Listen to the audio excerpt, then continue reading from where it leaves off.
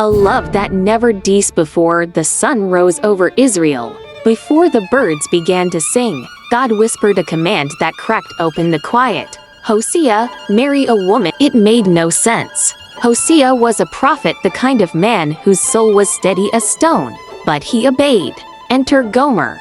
She walked like fire, smiled like danger, and carried a wildness in her eyes that warned every sane man to stay away. But Hosea didn't step back, he stepped closer. He loved her with a love so fierce it felt like destiny. They married.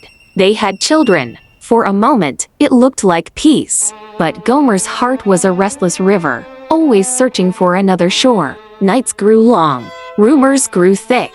And eventually she was gone, vanished into the arms of other men, into the temples of other gods, into a world Hosea could hardly speak of. His heart walked the streets without him. From desire to darkness, Gomer's wandering didn't lead her to freedom, it led her into chains.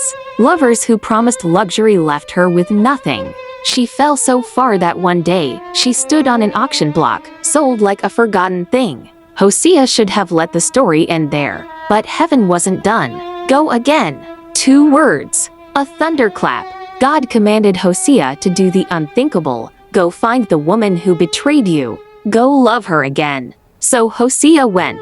Through alleys that stank of smoke and sin, past men who mocked him for still loving her, until he stood at the auction where Gomer hung her head, broken. And Hosea, this man she left, wounded, humiliated, raised his voice above the crowd. I will buy her. He paid the price. He took her hand. And he brought her home, not as a servant, not as a punishment, but as his beloved. You will be mine, he told her softly, and I will be yours. A love that defies logic. Their story wasn't just romance. It was prophecy, God using their bruised marriage as a mirror of his own love. A love that chases. A love that reclaims. A love that buys back what already belongs to him.